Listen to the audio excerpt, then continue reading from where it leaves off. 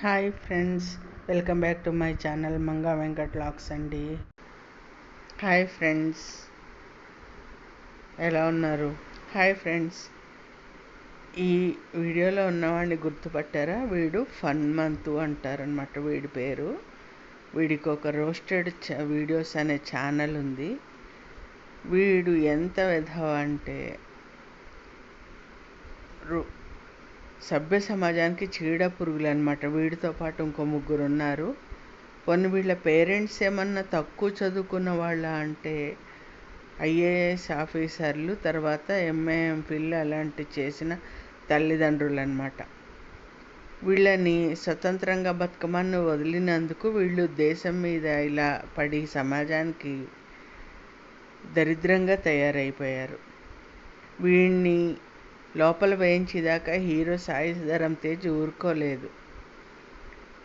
ఇలాంటి వాళ్ళ వల్ల తండ్రి కూతుళ్ళు, తల్లి కొడుకుల మధ్య సంబంధాలు కూడా భయపడాల్సి వస్తుంది. ఇవాళ రోజున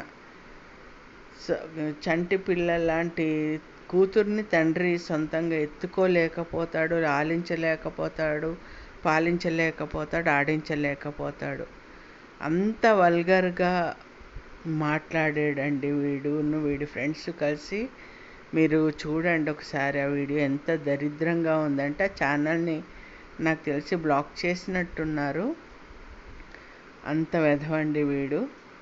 సో ఇలాంటి వాళ్ళని మనము ఎండగడుతూ ఉంటేనే ఎప్పటికప్పుడు దేశానికి పట్టిన దరిద్రం వదిలిపోతుంది. కాబట్టి ఇలాంటి వాళ్ళని, రోస్టెడ్ వీడియోస్ని, ఇలాంటి వీడియోస్ని ఎంకరేజ్ చేయకండి. ఓకేనా ఫ్రెండ్స్? ఇంకా తండ్రి కూతుళ్ళు, అన్న చెల్లెళ్ళు, అమ్మ కొడుకులు అన్న బంధం అన్నది ఎక్కడ మిగులుతుంది ఫ్రెండ్స్? అంతేనా కాదు? ఆలోచించండి ఒకసారి. నా ఈ వీడియో నచ్చినట్టయితే లైక్ చేయండి, షేర్ చేయండి, సబ్స్క్రైబ్ చేయండి. నేను ఈరోజు కూర మిగలలేదని చెప్పి ఇలా చేసుకుంటున్నానండి. అన్నం మాత్రమే మిగిలింది, కూర మిగలలేదని ఇలా చేసుకున్నాను. ఎంతమంది ఇలా చేస్తారో చెప్పండి, నాకు కామెంట్లో పెట్టండి.